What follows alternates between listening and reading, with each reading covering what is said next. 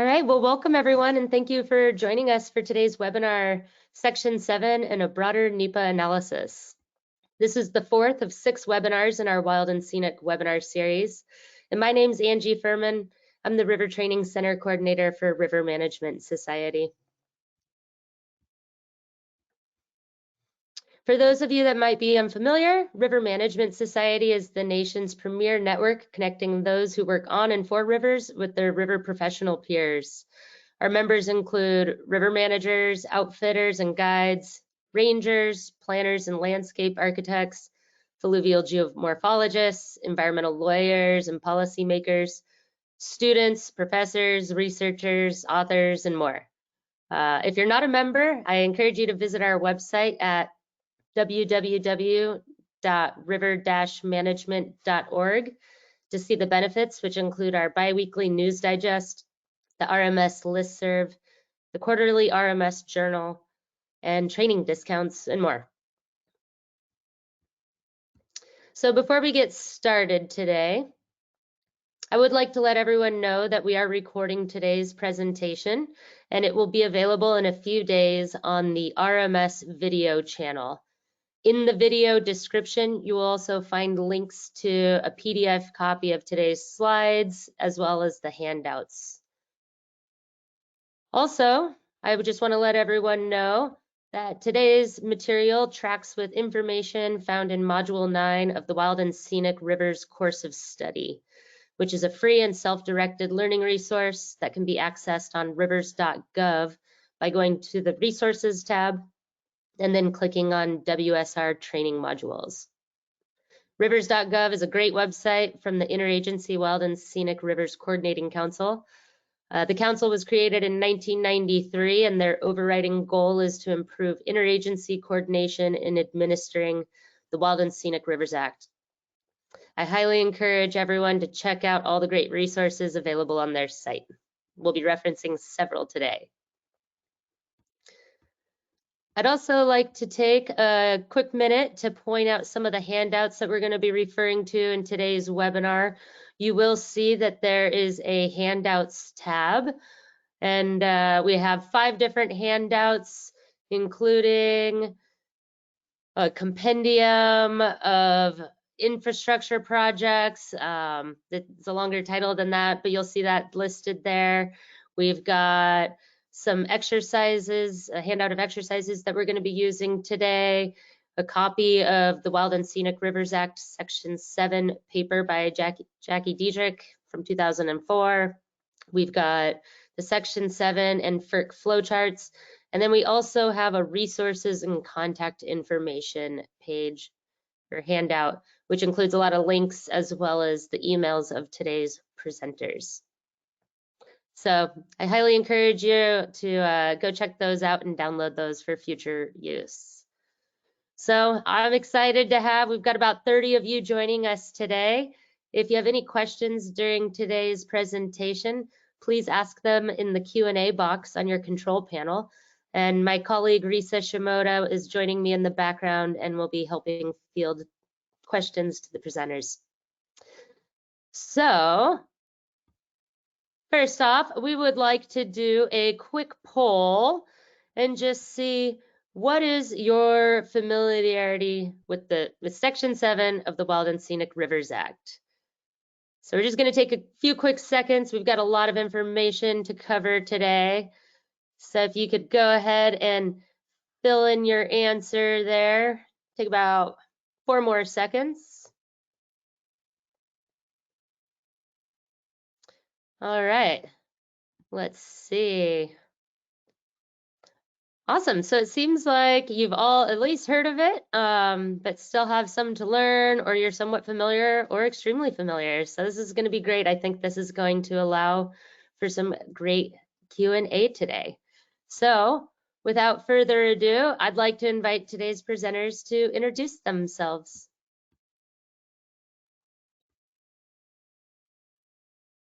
Hi, my name is Mollie Chaudet. I am retired from the Forest Service after about 30 years of working in a variety of different programs. I'm primarily and have been most of my career based in Central Oregon out of Bend. I worked on the Upper Deschutes Wild and Scenic River and led the management planning effort for that, along with various other planning efforts on the forest. I also worked with the BLM in Prineville and helped them complete a collaborative management plan as well. Although it included a river, it wasn't specific to a wild and scenic river. I also have had the honor of being able to work with Jackie Dietrich, doing training for wild and scenic rivers since the early 90s. And since both of our retirements, we were able to start and help launch the River Training Center with wild and scenic river training that we did on site here. And I'm delighted now to be able to extend that into the virtual world. So thanks, I'm going to enjoy being here. Jim? Sure, thanks, Mollie, and thanks to the River Management Society for inviting me to help present this webinar today. I work for the National Park Service in the Wild and Scenic Rivers program. I'm based in New Hampshire, Concord, New Hampshire, where I administer 2 wild and scenic rivers for the agency. Also working on a wild and scenic study of another river in the state of Maine. I assist my fellow staff here in the Northeast region with review of Section 7 projects on a variety of rivers here. And I'm also a member of the Interagency Wild and Scenic Rivers Coordinating Council. Thanks to all of you for joining us, and let's get started.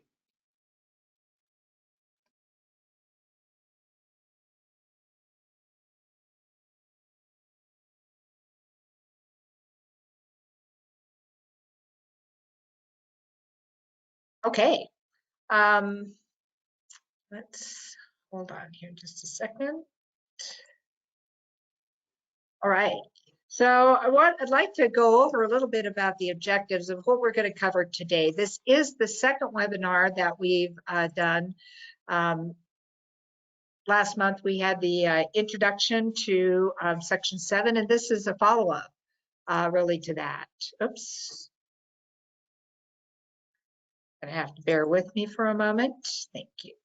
So what we're going to be looking at today is really what Section 7 evaluative standard will apply to a water resources project that may be proposed to a river administering agency, how to most effectively integrate the Section 7 evaluation process and determination with any other analyses or decision-making mechanisms, such as NEPA, or the permitting process of an assisting agency, how to provide sufficient information to a decision maker in an evaluation, the Section 7 evaluation, to inform and support a section determination under the appropriate evaluative standards. And finally, we'll look more closely at what actually goes into that Section 7 determination and who actually makes it. Last month, we presented an introduction to Section 7 of the Wild and Scenic Rivers Act, during which we discussed the intent of Section 7, how it's the heart of the Wild and Scenic Rivers Act, and provides the teeth with which the river administering agencies can protect certain rivers from the harmful effects of water resources projects.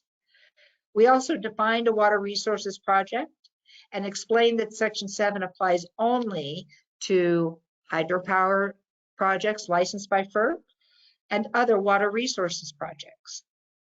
We discussed the 4 different evaluative standards and where they apply, and ended by discussing the river administering agency's responsibilities under Section 7 and possible outcomes. For the benefit of those who may have not attended last month's webinar, we'll start with a quick review of those key concepts. First of all, the intent of Section 7. It really is the heart of the Wild and Scenic Rivers Act because it is intended to keep certain rivers free flowing by outright prohibiting any kind of new dams or hydro projects. and providing other protection from the potentially harmful effects of other water resources projects. Outlined and is very helpful, I think, when going through a proposal that you might receive from someone. And first of all, you want to ask the question whether or not Section 7 applies to the activity. And that's going to depend on whether there's federal assistance, some kind of a federal nexus, often referred to as a federal nexus, water resources other than hydro projects, or activities that are going to occur below the ordinary high water mark of a designated or study river. The evaluation standard that's going to be used will depend on whether the proposed water resources project is within a designated or congressionally authorized study river, or whether that water resources project might be upstream, downstream, or on a tributary to the designated study river. You may remember this diagram from our introductory webinar that illustrates what we mean by ordinary high water mark. The definition of ordinary high water mark is codified by the Army Corps of Engineers, and would generally be identified during a permitting process. For practical purposes, it's anything that's within the bed and banks of the river. Where a federal agency, again, you need to have an assisting agency here, that will exercise jurisdiction over the activity or assist in any other way, and that is when Section 7 will apply. This illustration shows main channel, ordinary high water mark, and the base flow. In this case, the example they showed here, there was two channels, a secondary and a main channel. This illustration showed that there was a base flow constantly in the main channel. The secondary channel had water in it only ephemerally, and yet still a water resources project below the ordinary high water mark would apply. In this case, there was also a natural levee that occurred right at the ordinary high water mark.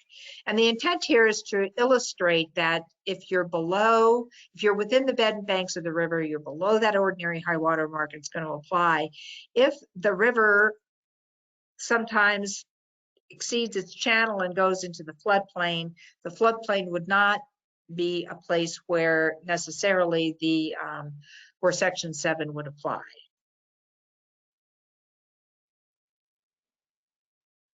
So examples of projects below the ordinary high water mark, such as dams, bridges, and pilings, any kind of bank stabilization. When I was working on the Upper Deschutes River, a large part of that river is in private land. We did a lot of work with the county on helping to devise really both regulations from the county perspective and also from the state perspective, where projects for stabilization would be designed in such a way that they would be consistent with the intent of the Wild Scenic Rivers Act. But again, always want to ask this question: does Section 7 apply? Is it a water resources project?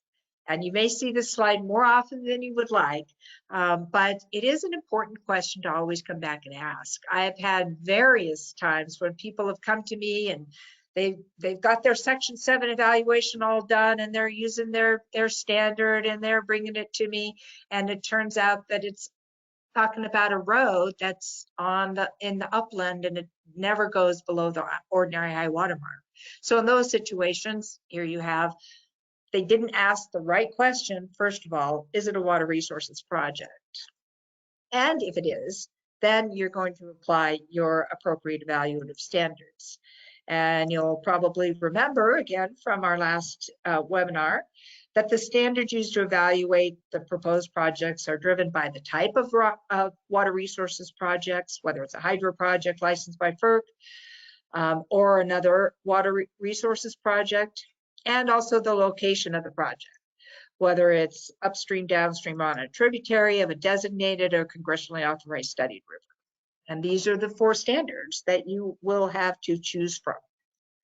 Another way of looking at that that I think is illustrative and is also included in the technical paper developed by the Interagency Wild Scenic Rivers Council on Section 7, kind of lays it out another way. Here you have the two columns that identify the location of the water resources project. Is it within the Wild and Scenic River Corridor? Is it outside of the Wild and Scenic River Corridor? And of course, we know if it's proposed hydropower FERC licensed inside the Wild and Scenic River Corridor, the standard we would use is on or directly affecting. And that's pretty straightforward. And we know that that activity is going to be outright prohibited. Other proposed federally assisted water resources projects within a Wild and Scenic River Corridor are not outright prohibited, but they will use the standard, is there a direct and adverse effect to the free flow, water quality, and outstandingly remarkable values of that river. If you're outside the Wild and Scenic River Corridor, upstream, downstream, or on a tributary, a proposed hydropower facility is not outright prohibited. You would use a standard of invade the area or unreasonably diminished for a designated Wild and Scenic River. If there's another proposed federally assisted water resources project, you're going to use the same standard. However, you're only going to apply that standard to the scenic, recreational, fish, and wildlife values that were present in the designated river at the time of designation. And if you're looking at congressionally authorized studied rivers that are outside the corridor, that is the activity, the water resources project is outside the corridor, then you'll be looking at very similar kinds of standards here for proposed hydropower facilities or other proposed federally assisted water resources projects, which will be invade the area or diminish the scenic, recreational, fish, and wildlife values as well. So that's just a quick review of the kinds of things that we looked at in our introductory session. And now we're going to give you an opportunity to take those standards and apply them to different scenarios. We have 3 different scenarios we're going to take a look at, and you're going to be able to pick through a poll which standard applied, whether it's a water resources project, and if so, which standards apply. And here's those standards again that you'll be able to choose from. So this is one of your handouts, the Santa Frieta exercises, which you can pull out if you care to. I will first of all describe the setting of the Santa Frieta Wild and Scenic River, and then the 3 scenarios that you will be answering the questions about what evaluative standard you might apply to a particular project. In this fictional scenario, the Santa Frieta River, which of course does not actually exist, was added to a portion of it was added to the National Wild and Scenic River System in about early 1996. The outstandingly remarkable values of the designated portions of the river are scenery, unique landforms, fishery, unique spawning habitat for the Santa Frieta steelhead, historic, there's both culturally significant areas and historic roads and trails along the river, and recreation resources based on the variety of activities, the feeling of remoteness in an otherwise developed setting.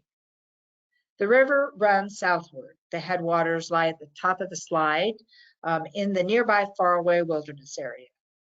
The river runs through a mixture of public and private land along a U.S. highway. The 2 designated portions lie between the lines at the upper and lower portions of the map. The stream portion of the designated river segment is classified, the upstream portion, the farthest upstream portion is designated as wild, and the lower segment is designated as recreational. The gap in the middle was purposefully left, was purposeful owing to a potential water resources project that was proposed in that section. So that gives you the background on the Wild and Scenic River. The first scenario we're going to take a look at is a proposal by the Elk County Commissioners and State Department of Transportation in cooperation with the Federal Highway Administration. These parties want to replace the historic Yaquina's Run Bridge constructed in 1891 on County Road 322. The bridge crosses the Santa Frieta River just downstream of the confluence with the El Otro River. The bridge provides the only access to the town of Santa Joaquina. Reconstruction of the bridge is needed to address its deteriorating condition and safety concerns. The project will include realignment of the approach roadways. The new bridge would be located immediately upstream of the existing bridge. The new bridge would use 2 piers rather than the existing 3 piers that are below the ordinary high water mark. The old bridge would be removed at project completion. So the question to you is this a project subject to Section 7? And if so, what standard? So Angie, at this point, why don't you just take over and we can go through the polls and then through the other scenarios.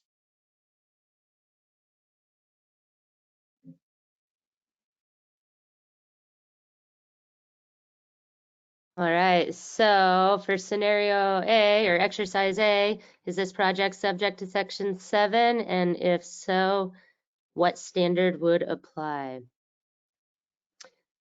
We'll give you about, we're going to do these pretty quickly, so I'm going to give you about 5 more seconds here.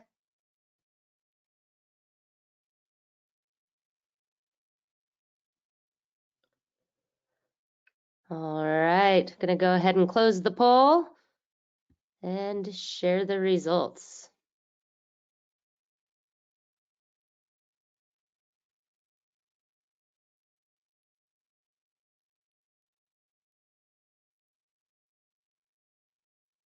Okay, and then the next slide, please.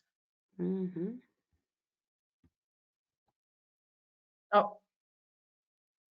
there we go. So yes, the answer is yes, it is a water resources project, primarily because they're talking about removing the old bridge. You don't really have enough information to know about the new bridge, but it appears as though the new bridge, we're going to be out, the piers for that, we're going to be outside of the, or above the ordinary high water mark, and therefore that wouldn't necessarily be subject to Section 7.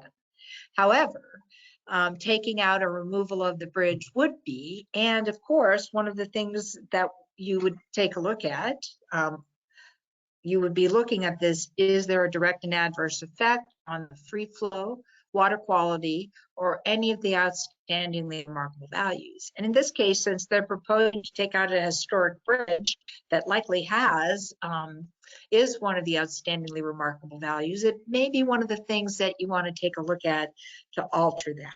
But you would be looking at the direct and adverse standard to apply to this water resources project. Next, scenario B. Okay, so this is a scenario is a proposal by a private landowner who lives on US Highway 21 along the recreationally designated portion of the river, where you see that B right there on the screen. The landowner wants to repair damage to the stream bank from recent flooding. The flood of 2007 changed the course segment of the Santa Frieta River, and the landowner lost a significant amount of river frontage near the house. The proposal is to place large woody material and boulders as partial deflectors of flow, slowing erosion of the stream banks. Placement of these materials will also allow accretion of sediment behind them. It will encourage reestablishment of riparian vegetation behind and among the large wood and among the rocks, further protecting the stream bank. The landowner will need an Army Corps of Engineers Section 404 permit to place the materials in the river. So your question to be answered again is this subject to Section 7? And if so, what standard would you use?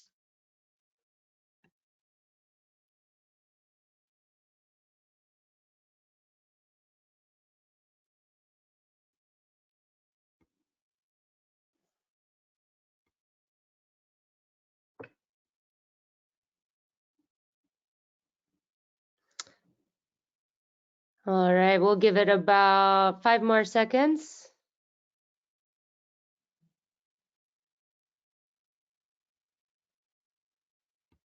All right, and here are our results. Looks like most people said direct and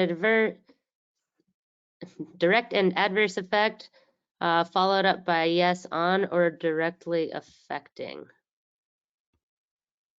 So the on or directly affecting standard is only going to apply to a FERC licensed hydro project that is on a designated or congressionally authorized study river. So in that case, that wouldn't apply here. Because it is a water resources project below the ordinary high water mark on a designated segment, the standard direct and adverse effect would apply. Now you might note that is the standard that's applied on both of these two scenarios, and it's probably going to be the standard that you will use most often. I think we have some numbers like it's something like 80% of the water resources projects that are submitted usually are subject to the direct and adverse effect standard. So direct and adverse effect on free flow, water quality, and that river's particular outstandingly remarkable value. A couple of notes I wanted to make on this scenario. First of all, it's on private land. So you might think, well, generally the agencies, the federal land management agencies or river administering agencies are not going to have jurisdiction over private land. But again, we talk about that need for federal assistance. So where the private landowner is going to need a Corps of Engineers permit, that is your federal nexus. And we'll talk more about this, but the Corps of Engineers cannot issue that permit absent a favorable determination according to the appropriate evaluative standard here. The nature of the project that was proposed here, and we tried to emphasize this, is that it was utilizing the same kinds of materials and the functions of the stream. So when you look at what is the definition of free flow, which is in section 16 of the Wild and Scenic Rivers Act, it talks about prohibiting channelization, riprap. And so those are going to be techniques that would not be favorably looked upon if they were just saying, well, let's just slap up a concrete wall here, in terms of the evaluating against the standard. But in this case, they're looking at trying to utilize the natural materials. They're trying to really utilize the function of the stream to restore that stream bank where the landowner lost their land. Okay, next scenario. So this is our final scenario, and in this, it's a proposal by FERC, the Federal Energy Regulatory Commission, to authorize construction of a small hydroelectric dam on the Santa Frieta River. The dam would be located between the wild and recreational designated river segments. So it'd be both upstream and downstream of a designated segment. The project would involve creating a reservoir with a backwater that would extend close to, but not within, the designated river segment. However, the proposed reservoir could have significant negative effects on passage, water temperature, and spawning habitat for the Santa Frieta steelhead, which is an outstandingly remarkable value for the designated segments. So the question we'll have you answer again is this project subject to Section 7? And if so, which standard would apply?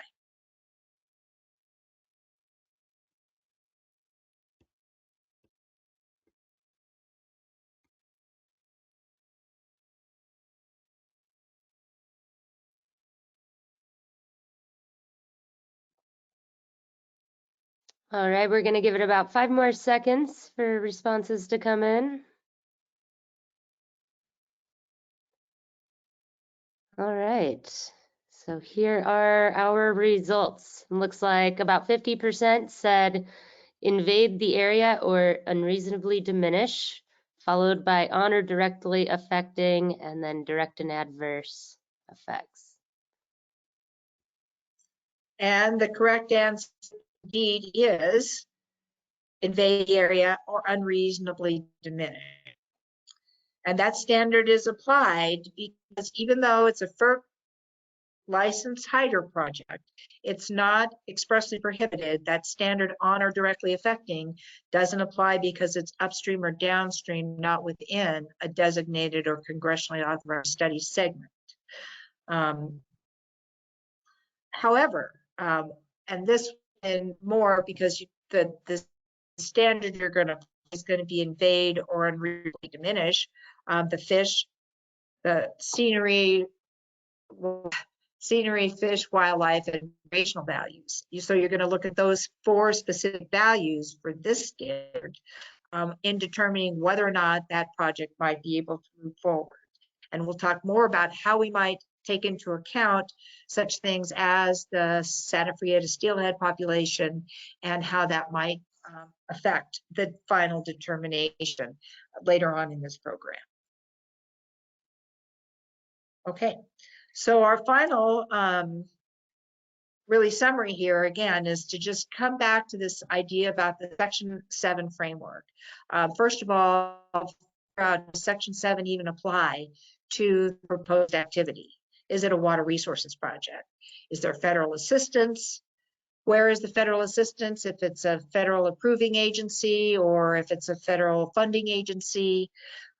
Is it a water resources project that's either a hydro project, hydropower project, or another water resources project, which is within the bed and banks of the stream below ordinary high water mark? And then you're going to pick one of those 4 standards to apply, which is going to depend on, first of all, where is the project located? Is it inside or outside of the designated or congressionally authorized study corridor, upstream, downstream, or on a tributary is how I like to look at that. Again, designated or study rivers, if it's a congressionally authorized study river and it's outside the corridor, you're going to have a different standard you'll be applying. And again, the project type. So, any questions at this point? Risa or anybody want to take a moment to have any questions? I haven't seen any questions in our question box. Okay. Yet. Okay, great. Thanks, Mollie. Next, we'll move into a section on integrating Section 7 with other environmental permitting processes, including NEPA. Section 7 evaluation and determination is often, for all intents and purposes, a go or no-go decision point for a proposed project. Because it's so critical to whether or not a water resources project can move forward, it's important to begin a Section 7 evaluation as early as possible in the development and design of any water resources project.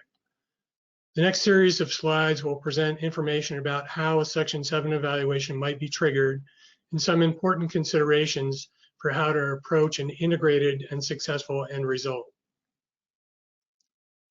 To better understand the Section 7 process, let's build a flow chart that provides an overview of the key steps and participants.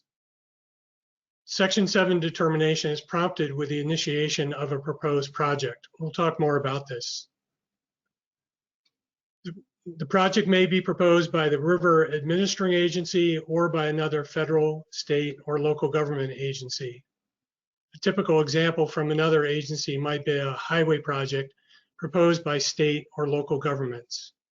The project might also be proposed by a private landowner requiring a federal permit, such as a Section 404 dredge and fill permit from the U.S. Army Corps of Engineers. We'll talk more about Corps permits too, because this is often the trigger for Section 7 review. The review should be conducted by an interdisciplinary team comprised of a team lead, a hydrologist, and a specialist representing each outstandingly remarkable value. If a hydrologist is not available, someone with a knowledge of hydrologic processes should be consulted. This individual may be part of the proposing or permitting agency for the project. The ID team may use NEPA information provided by the project proponent as the basis for its Section 7 evaluation. A wide range of partners may assist with the project review and help with the analysis of effects on river values. It is the responsibility of the river administering agency to complete the evaluation based on the information gathered and in consultation with the project proponent. The analysis is an objective review of the project effects against free flow, water quality, and the ORVs. Even if a third-party contractor has a major role in preparing the evaluation, it is still the river administering agency's responsibility to make the determination. A NEPA document is designed to disclose impacts, while the purpose of Section 7 determination is to analyze compliance standards found within the Act. The Section 7 determination does not require its own NEPA analysis. However, the Section 7 determination will use information from the NEPA documentation. In cases where there is no NEPA environmental impact statement or environmental assessment, information about the affected environment is still needed, and it's appropriate to request the needed information from the project proponent, ideally early in any consultation. The end result is a determination of whether the project meets the appropriate Section 7 standard. Section 7 determination provides the agency decision concerning whether the project can proceed without adverse consequences to the protected river corridor. Practically speaking, Section 7 determinations are written to show that the project can be completed in a manner that will protect free flow, water quality, and other river values as described in the evaluative standards. This will also ensure that federal agencies are meeting the Act's protects and enhance standard and non-degradation policy. A project with adverse effects would not proceed and instead would be dropped or reworked until an alternative was found that would meet the appropriate Section 7 standard. Project can be submitted for review through a variety of channels. Best practice is to build relationships with parties who are constantly working on new projects. These parties include personnel who work for the Army Corps of Engineers and state and federal highway agencies. For instance, on the upper Deschutes Wild and Scenic River, the Forest Service had a stewardship team composed of representatives from the state scenic waterways and Department of State lands, a representative from Deschutes County, and a representative from the Army Corps of Engineers to work with landowners on proposals for stream bank stabilization projects in advance of them applying for a permit from the Army Corps, the state, or the county. You should also be in contact with personnel within your agency who are initiating projects within the protected river corridor. It's important to note that projects of any size may be subject to Section 7 review, regardless of the type of environmental review being conducted by the federal assisting agency. Section 7 review requirements may even apply to projects that may fall under NEPA categorical exclusions. By building relationships, you can encourage understanding of Section 7 requirements and processes. You may also be able to consult with agency personnel on design and siting issues before the project comes up for Section 7 review. Personnel who are responsible for managing protected river segments need to be aware of proposed projects and to identify projects potentially needing a Section 7 determination.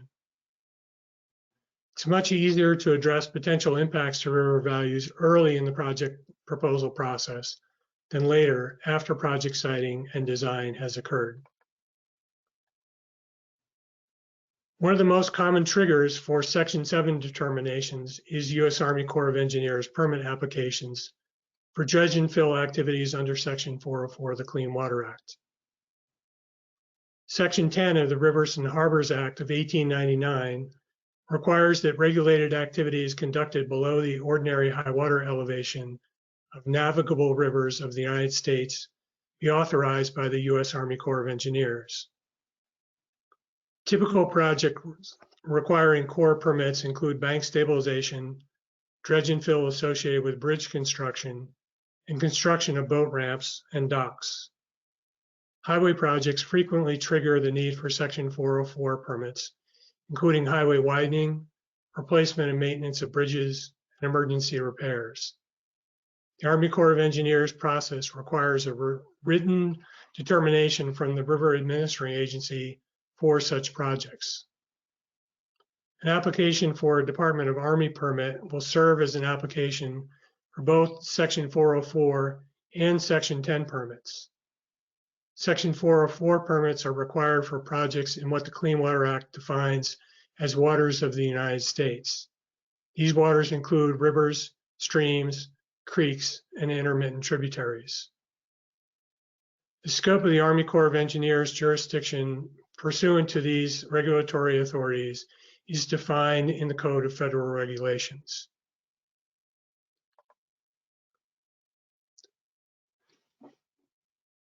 The Army Corps of Engineers uses a process called nationwide permits for authorizing the multitude of smaller projects. These small projects can include recreational facilities, outfall and intake structures, navigation markers, structures needed by utilities, and others. For these projects, an individual permit is not needed from the Army Corps. However, the project proponent must notify the Army Corps that they are operating under the nationwide permit. If the Army Corps approves use of the nationwide permit for the proposed activity, then a list of terms and conditions applies to protect river environments. Nationwide permits do not authorize an activity on a wild and scenic river without a written determination from the river administering agency that the activity will not adversely affect the designation or study of the river.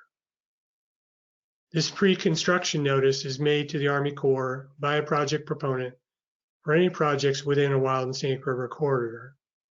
The Army Corps is required to notify and coordinate with the appropriate river administering agency about any proposed projects that fall under a nationwide permit and that will be constructed within a protected river corridor. Now that we've talked about where Section 7 work typically originates, let's look at the mechanics of a Section 7 evaluation and determination. By this, we mean questions of, what is the process for doing a Section 7 determination? What does a Section 7 determination include? Who completes the Section 7 determination? And who has the authority to sign a Section 7 determination?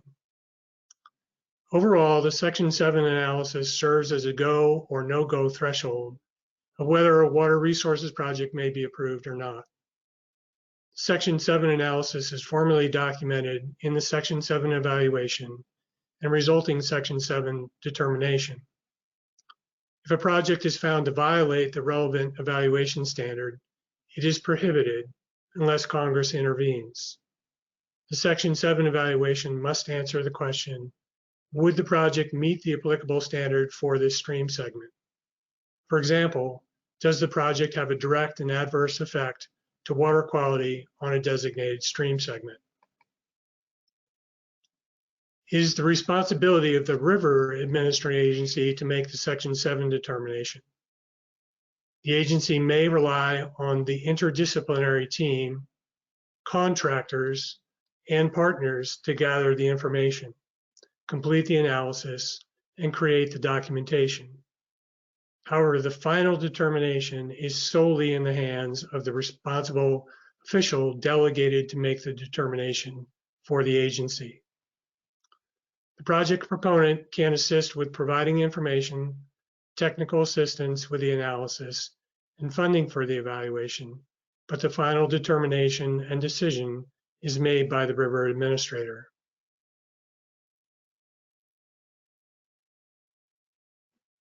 Due to the importance of protecting designated wild and scenic rivers and congressionally authorized study rivers, Section 7 determinations are high-level decisions for each of the river administering agencies.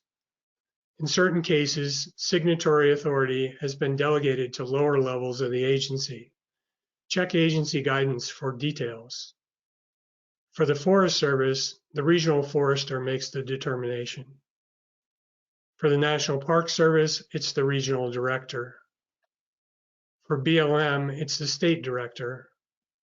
And for Fish and Wildlife, the regional refuge manager makes the determination. Now that you understand the overall Section 7 process and the role of a river administrating agency, Let's take a closer look at the actual contents of the evaluation and determination. Section 7 evaluation and determination has 5 essential components, regardless of the evaluative standard used. It provides a description of the river and its values. If it's a water resources project upstream, downstream, or on a tributary to a designated or congressionally authorized study river, include a description of the scenic, recreational, and fish and wildlife values present at the time of designation or study. It lists and examines the management direction that applies to the Wild and Scenic River and to the project. It describes the proposed project and its activities. It identifies all aspects of the water resources project or FERC hydropower project to be analyzed.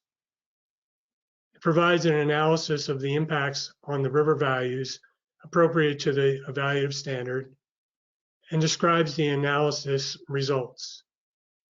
Finally, it provides the determination of effect based on the analysis.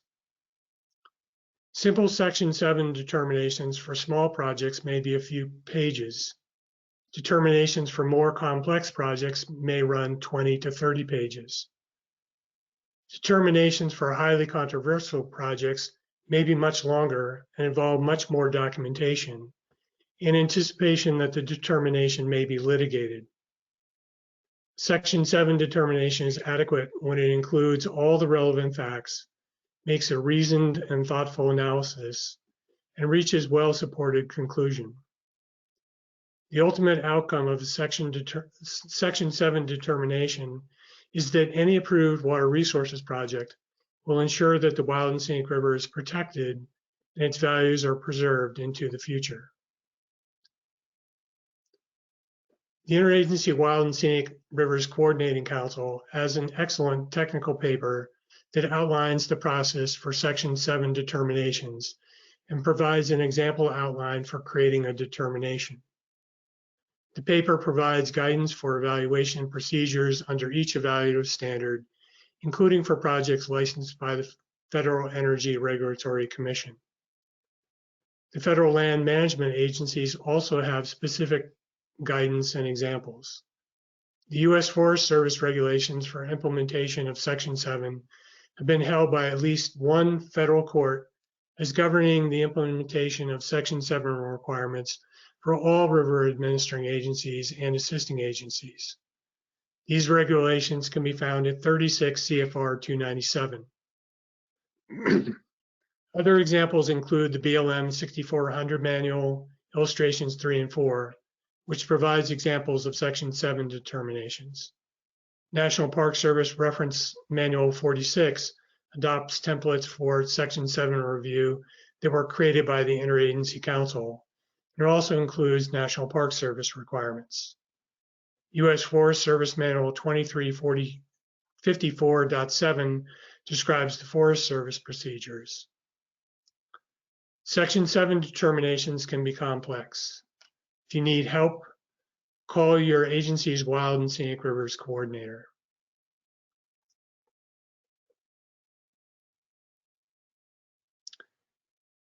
All right, well, I think we're gonna do a quick series of polls that are gonna kind of recap the information from that last section. So I'm gonna have everyone be ready to go on their computers and we're gonna pull up them one at a time. So here's our first poll question. Who can prepare a Section 7 evaluation?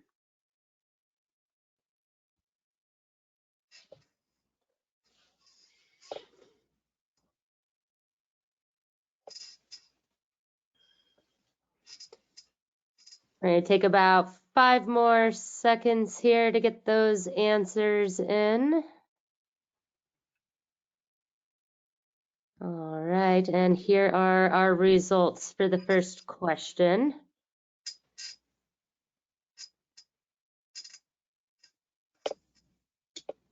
And Jim or Molly, feel free to hop in here if you have anything to say about these poll results. Sure. I'll jump in. And I see that a lot of folks are really honed in on the fact that Jim talked about it being the responsibility of the river administering agencies to make the final determination. However, he also did talk about the fact that there is partners and sometimes contractors or proponents that can contribute to that Section 7 evaluation as well. So really, the correct answer is experts reviewed by river administrators. So if you use partners from other agencies, oftentimes on the upper Deschutes, ODF&W, we did a lot of fisheries restoration projects. They would oftentimes do a lot of the evaluation, and then we would review it and approve and make that final determination. So yes to the evaluation. There can be others besides just the river administering agency that contribute to that evaluation. So just to add to that, the real distinction that's being made is the difference between the evaluation and the determination. And this is going to help you, I think, on your next poll question. That's right. So here's our next poll. Who is responsible for making this Section 7 determination?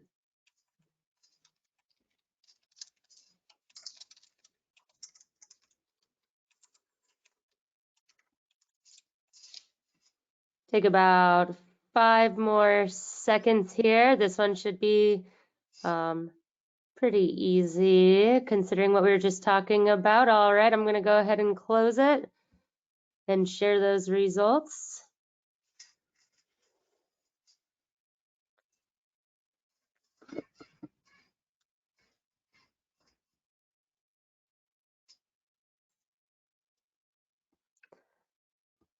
And again, Mollie or Jim, feel free to say anything you'd like about the results, but it looks like most people got it, the river administering agency. Spot We're on. going to jump to the next poll then. So here we go. What is the minimum information needed from a proponent to begin a Section 7 evaluation or analysis?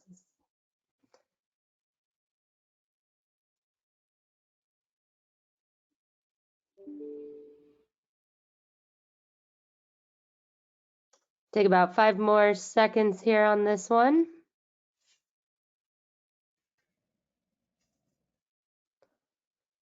All right, and here are the results. All of the above. And then lastly here, we've got one more poll for this little section, and then I think we're going to take some questions. But our last question for now is, where can you look to find a template for applying the evaluative standards of Section 7? So the Wild and Scenic Rivers Act, Section 7, that refers to that paper published in 2004 by Jackie Dietrich. Actually, it refers to the actual act. Oh, sorry. Thanks, Mollie. You're right. That is the name of the paper. All right, so we're going to go ahead and close the poll and share the results here. Looks like most everyone said all of the above. All right. Well, I think we have a few questions. Yes, we do. Here we go. So I don't understand the difference between the peak high water mark and the ordinary high water mark. Ordinary high water mark changes with seasons, with years, with decades. Ordinary high water mark this year may differ with ordinary high water mark last year. Question. Yeah, I think the short answer to the question is peak flow does vary year to year. Ordinary high water mark is a line that can be, there's a good paper on this. I think we can put a hyperlink into the chat for folks, but there's a good paper that the U.S. Geological Survey did on this. The ordinary high water mark is a reflection of recurrent high water year after year after year. It's often somewhere around the 1 to 2 year high flow, but it's not going to be the peak flow associated with a 100-year event or something like that. Okay, thanks. Another question, live staking, riprap, and gabions are all bank stabilization BMPs. Would the analysis be different? Question mark. Short answer is no, the determination might be different. Okay. A reintroduction of beavers for wildland farm management would be Section 7, but if the beavers move in naturally, is it not a Section 7 then? That's an awesome question.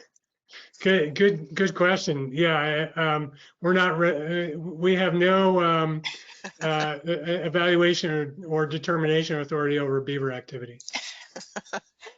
And then, how has also, I'm not sure that it would require even reintroduction of beavers. It wouldn't be an activity that would necessarily be permitted.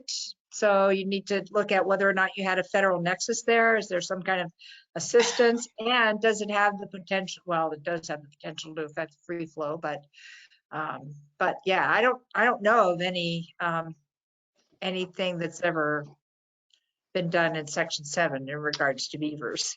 Yeah, so there are some what are referred to as beaver analog projects where folks are artificially constructing features that look like beaver dams or function like beaver dams to help rewater areas and influence the floodplain and improve habitat, particularly fisheries habitat, and to remeander channels and that kind of thing. An activity like that would be subject to Section 7. Great question. How has or in what cases has a project partner funded a Section 7 determination? Mollie, do you want to handle that one? Sure. So the example that I gave for ODF&W for that would be the Oregon Department of Fish and Wildlife. And I mean, they essentially provided the personnel. So you could say that they provided some specific funding for that activity. There's also been some situations, well, I'm going to take this example, it wasn't specific to Section 7, although we did do some Section 7 analysis, but Pacific Power was engaged in looking at putting a power line across the river, and they actually funded positions to be able to help to do complete the analysis that was for that purpose. So that was an example where we entered into a co-op agreement in order to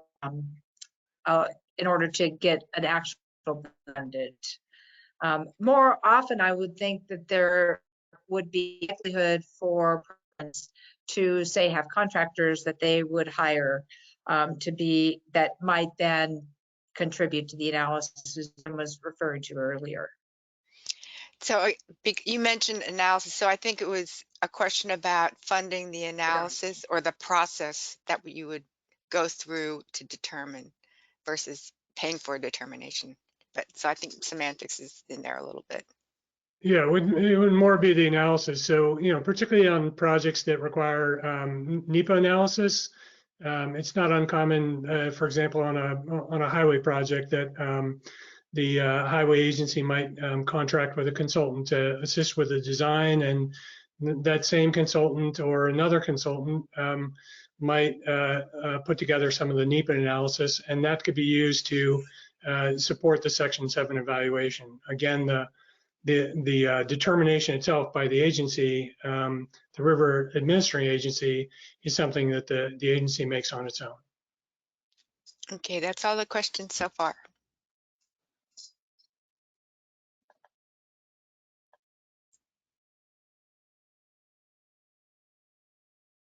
Great. So this next section, we're going to go into that Section 7 evaluations, and as Angie referenced in the last poll, The Section 7 paper that was completed by the Interagency Wild and Scenic River Council, Jackie Dietrich, has Appendix C, D, and E that we will be referring to, which are those templates we talked about.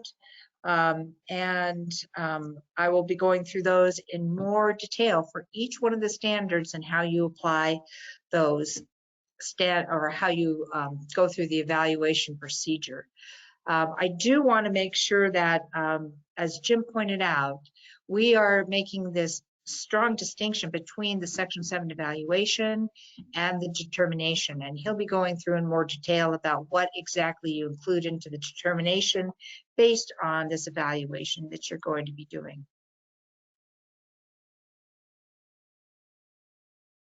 So we did talk before, and you're going to get sick of seeing this, but I'm going to keep showing you all these. These are the 4 standards you have to choose from, which are going to be based on the type of water resources project you're dealing with and whether that water resources project is within the bed and banks of a designated or congressionally authorized study river, or whether it might be outside, upstream, downstream, or on a tributary. However, for all Section 7 evaluations, regardless of the evaluative standard that you're going to use, there's going to be certain components that you're going to want to ensure that you have in that evaluation. You're going to want to include a description of the river. The basic facts about the Wild and Scenic River, including what the segments are, what their length is, their classification, and what their outstandingly remarkable values are. You want to take a look at how long, and also the landscape character. So it's important to talk about your landscape character to set the stage for, I mean, this really is your affected environment, if you will. You're setting the stage for what is likely to be the effects of this water resources project, and understanding the landscape, not just within the river, but also adjacent to the river, is very important. Land ownership is also an important component because it gets back to this idea of landscape character. I'm going to go back to the Upper Deschutes River, where I have quite a bit of experience, and there's one segment of that river that is highly developed. Houses are along both banks of the river, very close to the river, and that character really will influence how those outstanding remarkable values are manifested within that river. Land ownership can also have important implications for outreach. You're also going to want to look at the direction from your comprehensive river management plan if you have that plan. You should have hopefully goals, standards, and guidelines that are going to be relevant to whatever activities you're looking at. And this, I'm just going to make a plug here for actually the CRMPs and trying to think ahead when you're developing your comprehensive river management plans about what kinds of activities might be subject to Section 7 and how might that comprehensive river management plan help to facilitate the decision making for that process and the evaluation for that process. So for instance, in the Upper Deschutes, again, you know, we had standards for that we had put in for fisheries habitat restoration. So, you know, that in the past, the river had been really decimated of any large wood, and so we had standards in there. So when we started to do those fishery projects, those standards were in the river management plan. It already demonstrated how those activities would benefit the outstandingly remarkable fisheries. So what's in the river management plan is really important, and you can make a real difference as to how smooth your Section 7s might go by having some information in there. Because we knew we had so much stream bank stability kinds of activities going on, we also put in standards there about utilizing bioengineering versus concrete and riprap for the kinds of bank stability activities that would be approved under Section 7.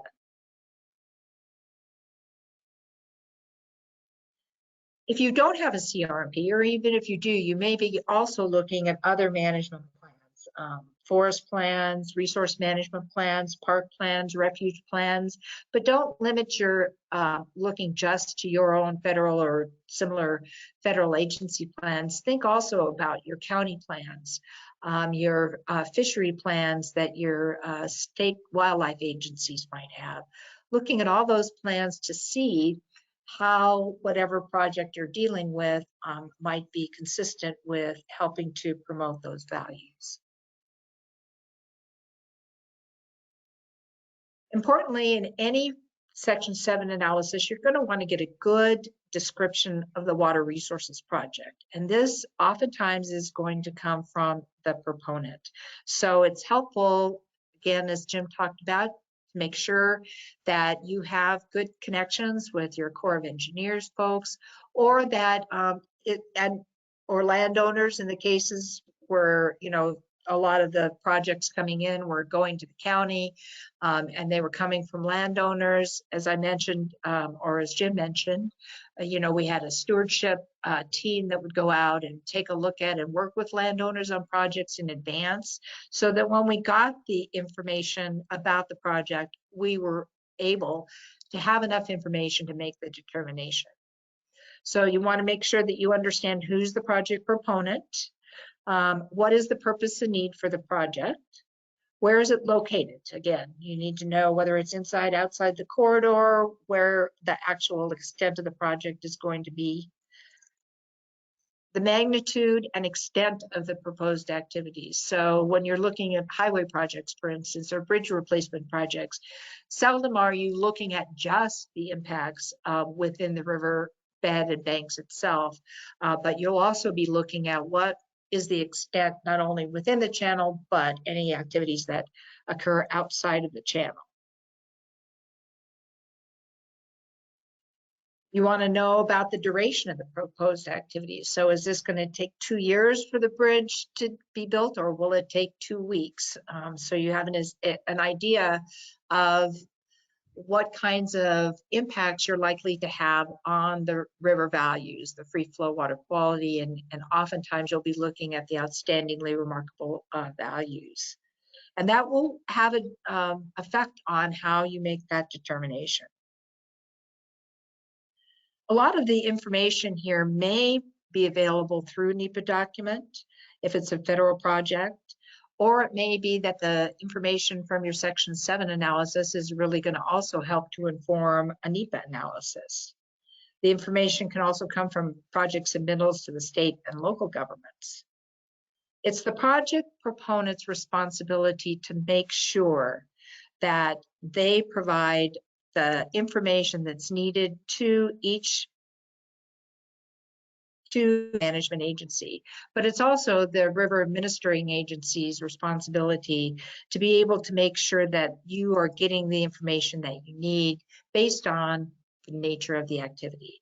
So this list of possible information that you would need for a water resources project is general, and you're going to probably make this more specific to your particular location, but it serves as a good place to start to determine what kinds of information. And once again, the key is really to engage early with the project proponent if you can, or the federal assisting agency.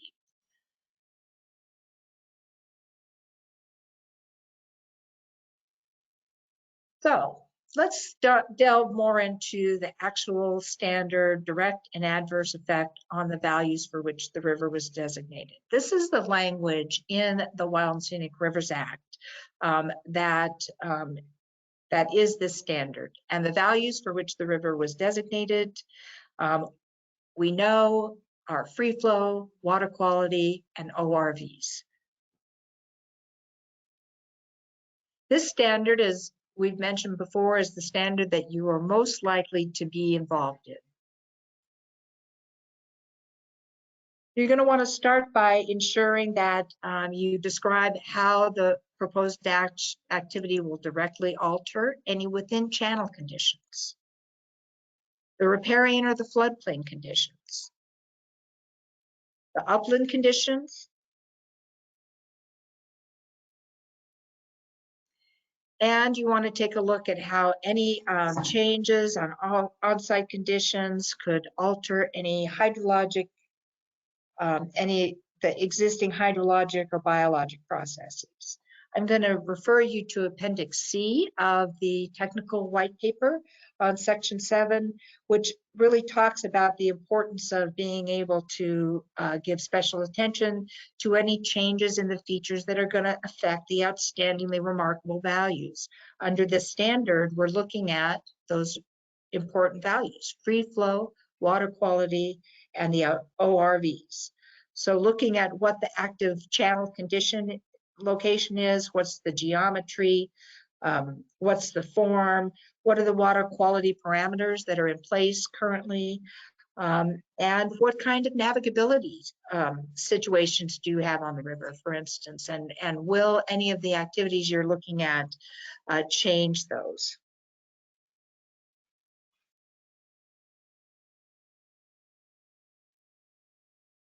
Also, when you look at the hydrologic processes, both on-site and off-site, you really want to take a look at how this project might affect the ability of the channel to change its course, inundate its floodplain, or otherwise be a natural river.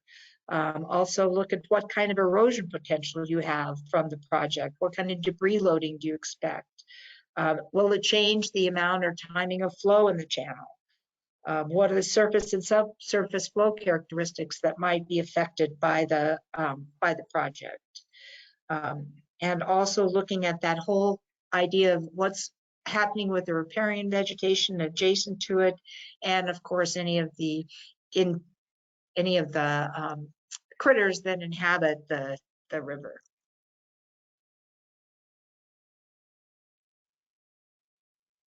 You want to estimate the magnitude and spatial extent of the potential offsite changes. Now, why might you want to do that? It's important to understand if there's any, let's just take an example of a bridge. If you're going to construct a whole new road in order to get to a bridge, that could affect the classification of the river. It could also affect the sediment loads that are delivered to that river. And there could be just a lot of changes that happen upstream that could eventually affect your free flow, water quality, and outstandingly remarkable values. So you really want to be able to take a look at that. You want to define the time frame over which these changes are likely to occur. A lot of times you'll see projects that are conducted in phases. And so you may have a phase where there's actual in-channel construction. And I know for our rivers, we're almost always looking at fisheries limitations. So you can only operate in certain times of the year actually in the channel. But then maybe during other times of the year, you're going to be working off channel that's going to be contributing. So you want to look at what are the time scale over which these various changes might occur that you've been looking at as far as the actual function of that river channel. And finally, you want to compare the analysis or the evaluation that you've made on all these different factors, river factors, to the management goals for that wild and scenic river. Again, this goes back to this idea of your CRMP, helping to really define what those goals are so that you can clearly state them when you start looking at a Section 7 evaluation. And in that case, again, you're looking at the direct and adverse effect, potential for direct and adverse effect on the outstandingly remarkable values, the water quality, and the free flowing condition. The next standard, invade the area or unreasonably diminish the scenic, recreational, fish and wildlife values, is of course only for those activities that are upstream downstream, or on a tributary to a designated wild and scenic river. This standard does allow some management discretion.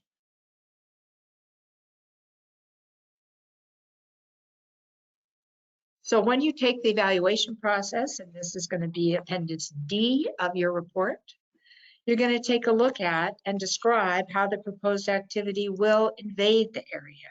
And the plain meaning of invade is to encroach or intrude upon. A common example is a dam proposed downstream of a designated segment. The evaluation of the project would include information about the reservoir levels to determine if it would invade the designated river. Evaluation of the standard also requires determining the magnitude, extent, and duration of the proposed water resources project and its effect on the scenery, recreation, fish, and wildlife values present in the designated river at the time of designation. So that's why it's really important, and we talk about this, I know, in our management course, that you need to understand not only what is the baseline, that is, what were the conditions of the river values at the time of designation, but also what their current situation is. And here is one of those times when you definitely need to know what the condition of those values were at the time of designation. Because in this case, your evaluation is going to determine the reasonability of the diminishment of those values. Those are some tongue twisters. If there is diminution of the values, you want to know what the magnitude, duration, and extent of that diminution is going to be, and whether or not the affected value might have contributed to the wild and scenic river designation. So for instance, if you had fish, we'll use our Santa Frieta example. If you had fish as one of your outstandingly remarkable values, and that dam that was going in there was going to affect the fish passage, then you would certainly be taking a look at the extent to which that value might have been diminished by that activity, and whether or not, if there was fish passage that was allowed, would that diminish the fishery, or would it diminish it only a little? So this is an area where the line officer or the responsible official really does have some flexibility to make a determination of whether or not that amount of diminishment is reasonable or not reasonable. And again, this applies only to designated projects, water resources projects that are upstream, downstream, or on a tributary to a designated wild and scenic river. Hey, Molly. Yeah. I have a question. I'm breaking because it's sort of related to what you were talking about. We have a question. What is a project that's on a tributary but within the scenic river boundaries? So if the tributary is part of the designated wild and scenic river corridor, and it's within the final boundary, that tributary is included in the final boundary, then it would be considered the designated river. It wouldn't be considered a tributary. It would be part of that designated river corridor. Cool. So when we talk upstream, downstream, or on a tributary, it's outside of the designated wild and scenic river corridor. Great, thank you. Okay, so the next standard, kind of the final standard we're going to talk about, is the standard that applies to congressionally authorized study rivers. And this is for projects that are upstream, downstream, or on a tributary to a congressionally authorized study river only. This standard applies. And it's very similar to the standard that applies to designated rivers, except you'll notice that it's eliminated the reasonable, unreasonable standard. So in this case, you're going to again talk about how the proposed activity, the proposed water resources project would invade the study river. And in many cases, the answer would be it would not. But then you get to the question of, will it diminish the scenery, recreation, fish, or wildlife values present at the time of designation? And in this case, Congress really intended, because it's for a short duration, relatively short, which is the time of the congressionally authorized study, for there to be no diminishment of the scenery, fish, or scenery, recreation, fish, or wildlife values that were present at the time of designation, because the intent is during that study period that that is protected for possible inclusion into the system. And so that's why this standard is quite a bit more rigorous and more rigid than the standard for projects which are upstream or downstream or on a tributary to a designated wild and scenic river. Oh, skip too fast. Well, I'm thinking we should go ahead to Jim for the outcomes to make sure that we are good on our timing here and we have a little bit of time for some questions at the end. Okay.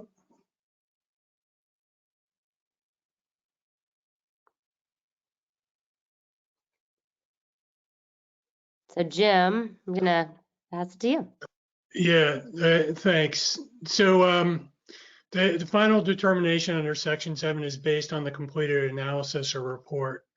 The report should include all the information needed to reach a final determination of the effect of the proposed water resources project, according to the appropriate evaluative standard. As discussed earlier, each agency has its own procedure for completing the final determination. However, the Interagency Wild and Scenic Rivers Coordinating Council recommends the final determination include some consistent content and approach. In the final determination, the responsible official articulates their rationale for whether the proposed activity may or may not proceed. The determination makes a clear statement about the impacts on each river value using the appropriate evaluation standard. The statement should address direct, indirect, and cumulative impacts to river values. Again, the most frequently used standards are direct and adverse, invade or unreasonably diminish, or invade or diminish values. Here's an example of a clearly stated Section 7 determination. Pursuant to Section 7A of the Wild and Scenic Rivers Act, the National Park Service has determined, on behalf of the Secretary of the Interior, that this project will not have a direct and adverse effect on the free-flowing character, water quality, scenic, and wildlife values of the Santa Frieta Wild and Scenic River. The determination should clearly indicate if the project may or may not move forward. This is easily accomplished by inserting a header on the decision with both approval and denial language that can be selected, along with a signature line and title for the approving official.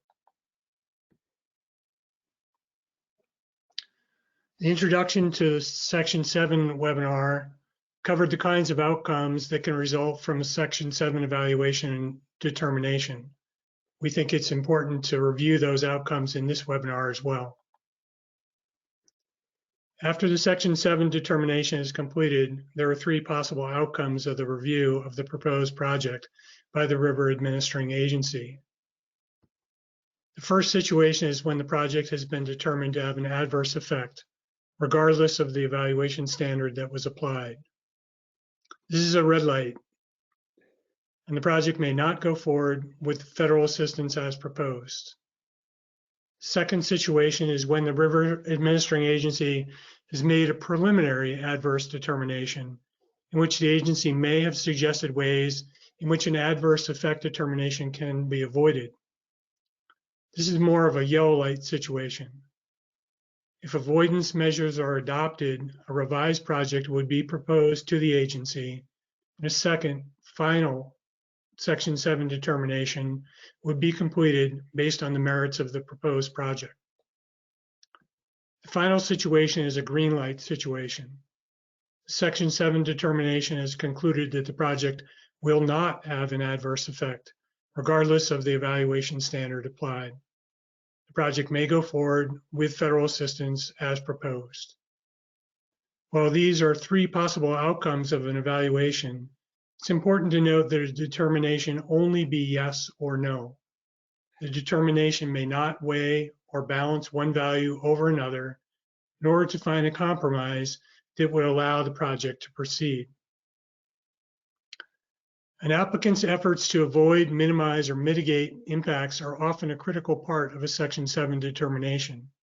However, the evaluation standards under Section 7 do not allow mitigation measures to be applied in the same manner as mitigation policies that are used under many other environmental protection laws. For example, Section 4F of the Department of Transportation Act of 1966 allows a project to go forward if there is no feasible and prudent alternative, and the action includes all possible planning to minimize harm. Another example is Section 404 of the Clean Water Act of 1972, which has provisions for compensation of unavoidable wetland losses. Implicit in these examples is that Congress empowered the administering agencies of these laws to decide whether there is greater public good served by going ahead with a project despite its impacts. In contrast, Congress did not give river administering agencies this power. Instead, Congress said in Section 1B and 1C of the Act that the system was created in compensation for the impacts federal projects were having on other rivers. Congress said that while wild and scenic rivers are to be preserved, Congress specified that no federal agency is allowed to assist in constructing a water resources project that is determined to have direct and adverse effects on wild and scenic river values or violate other applicable standards. Compensatory mitigation is not acceptable under Section 7. Off-site mitigation measures are not an acceptable solution. The Act does not provide for balancing of impacts between the various river values, such as making improvements to water quality to compensate for impacts to free-flowing condition or ORVs. Minimizing to make impacts smaller, but still violating the standard is not sufficient. However, minimizing impacts below the evaluation standard threshold is permissible. But what happens if a proposed project doesn't meet the standard? The Act has a solution to this. The last sentence of Section 7 lays out a process for a federal agency to move forward with a hydro, power, or water resources project that would have an adverse effect on river values. The process is outlined on this slide. The process allows Congress to decide whether the project can move forward. If the assisting agency decides to proceed with the project, they must notify the Secretary of Interior or Agriculture at least 60 days before submitting a written request to Congress to authorize or appropriate funding for the project, including an explanation of how the project is in conflict with the Wild and Scenic Rivers Act. Alternatively, Congress can pass a law to move a project forward on its own. That's what happened in the case of the bridge project shown on this slide. The National Park Service determined that the bridge would have an adverse effect on the scenic and recreational values of the St. Croix Wild and Scenic River. Congress intervened to allow the bridge project to be constructed. Congressional intervention has rarely happened since the Act was signed into law. Only 2 examples of intervention had occurred as of 2019.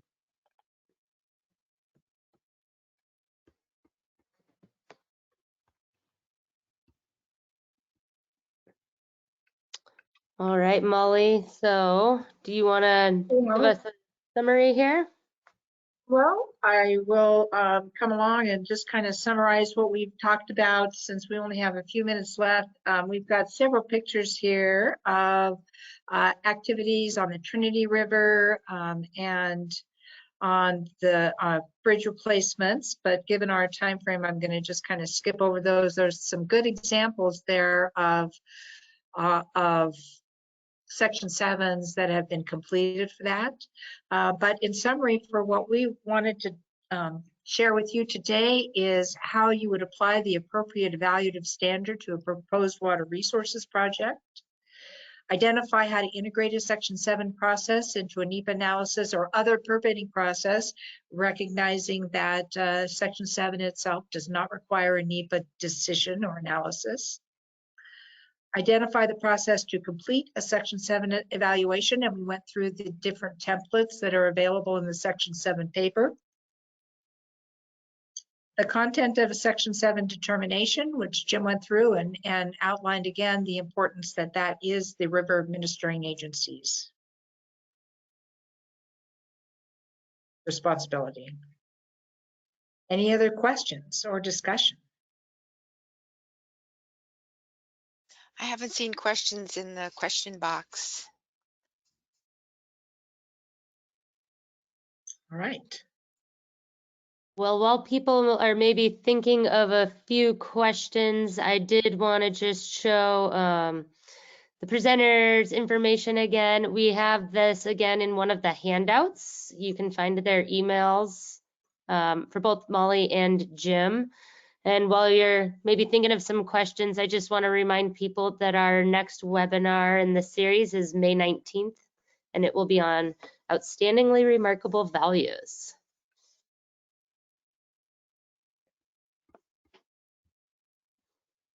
And if no other questions have come in, and I want to also let everyone know that there's some exciting opportunities coming up.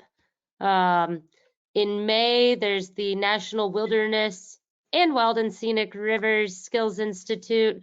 It's going to be a week long of training.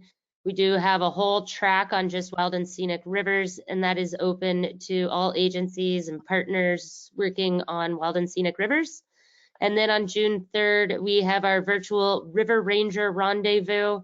This is for river rangers who work on wild and scenic rivers, but also river rangers who do not work on wild and scenic rivers. So that one's open to all river rangers. So did any questions come in, Risa? No more questions, just thank you from Lilia. Great. Angie, were you able to put the link on that ordinary high water mark into the chat? Is that something that can be shared with folks? Yep, I just put it in there right now. So people will see that there's a link to the paper that Jim referenced. And my mistake, I think I referred to it as being a USGS paper. It's actually a core paper. Oh. Mm-hmm. Yeah, here's one more question. We often put stipulations in a determination, but a positive evaluation. Yeah, great question. So it's not uncommon that a favorable Section 7 determination will include stipulations or conditions that essentially the way to understand it would be that the agency has determined that the project will not have a direct and adverse effect provided. And the provided is that the project is conducted in a particular manner or with some particular conditions. And those conditions are usually carried over if the federal assistance is an Army Corps permit. Those conditions are typically reflected in the Corps permit itself.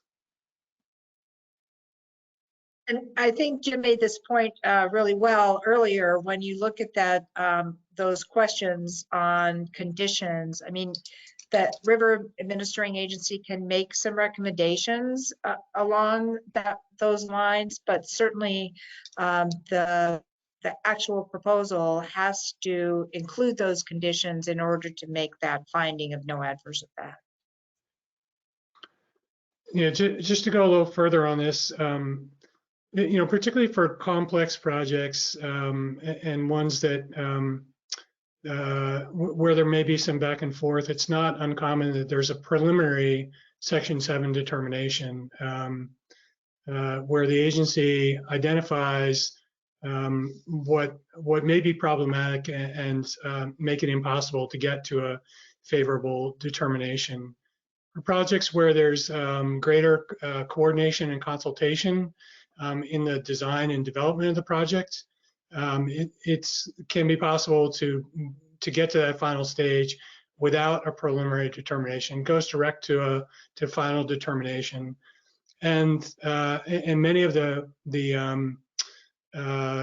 stipulations or conditions that would be part of that determination are reflective of design elements that have already been incorporated into the project.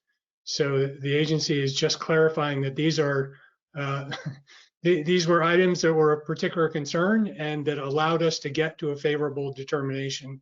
And we are stating for the record that it is our expectation that these will be followed to the letter. Thank you. Good clarification.